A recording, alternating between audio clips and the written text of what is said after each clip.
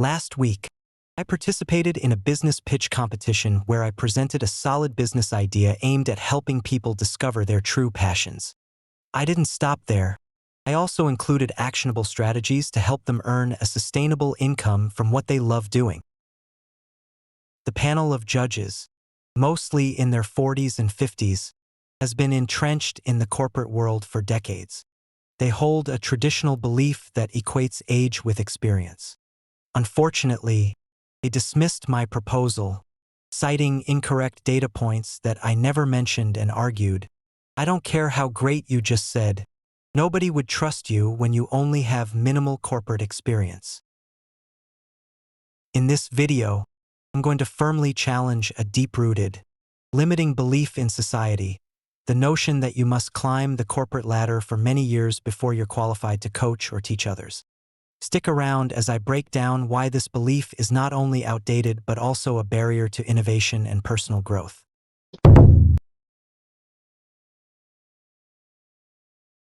I feel funny that I still have to mention this in 2024, but in today's world, we can learn everything we want from the internet. This is a fact, and you do not need to climb the corporate ladder in the office to learn the exact same things. Someone might argue, it's true for theoretical knowledge, but how do you learn about the experience of office politics? This is easy. Just look at LinkedIn. Everyone puts on a professional facade. Just look at those hypocritical posts pretending to enjoy their time at work. They even celebrate work anniversaries and promotions with apparent joy. But how many of them are truly happy in their hearts with their current jobs? Only they themselves would know. Now, if you want to learn how to deal with difficult people, go to X. Whatever you say on X, there will always be nasty comments that boo your point of view. X is a good place to train your EQ. Let me recite again. We do not need to have relevant corporate experience to gain what they have experienced.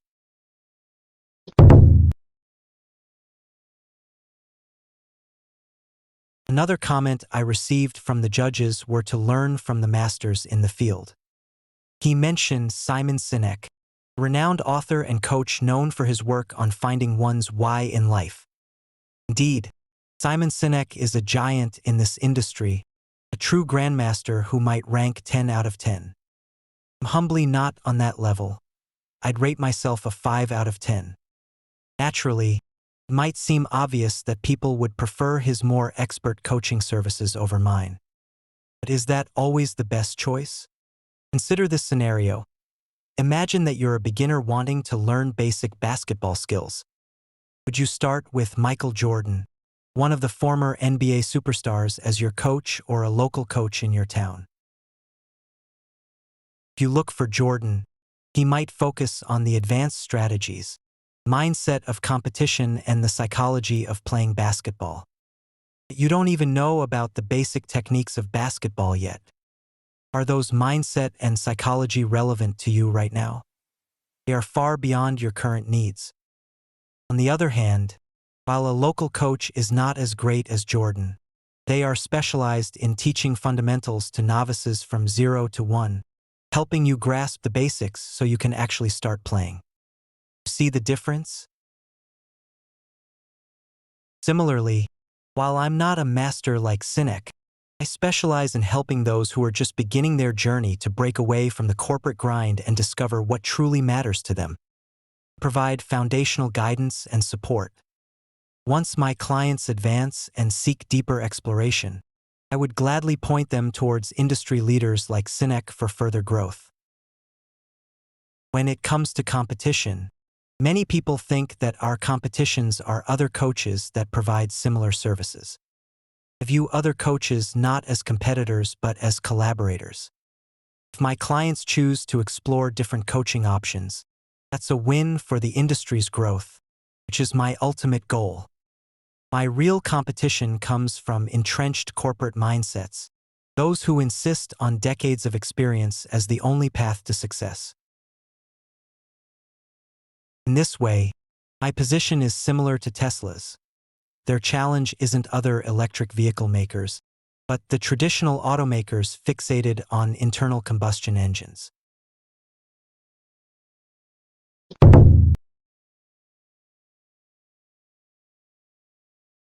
Now, let's talk about this rebellious route. It's not just about going against the grain, it's about truly living. You see, society has its norms, set patterns. If you dare to deviate, to innovate, you might face backlash. It sounds harsh, right? People saying, that won't work, or that's not how we do things here. But ask yourself, do you want to live a life prescribed by others, or do you want to chart your own course? Here's the thing. Most people are dead by the age of 25, yet they aren't buried until 70. But not you. You're different. You're here because you want more. You're here because you feel that spark to do something new, to make a difference.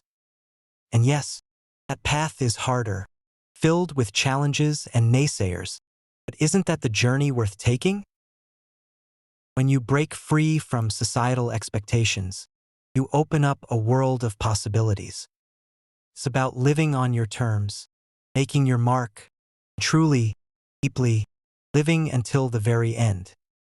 So, are you ready to take that step? Are you ready to live, not just exist?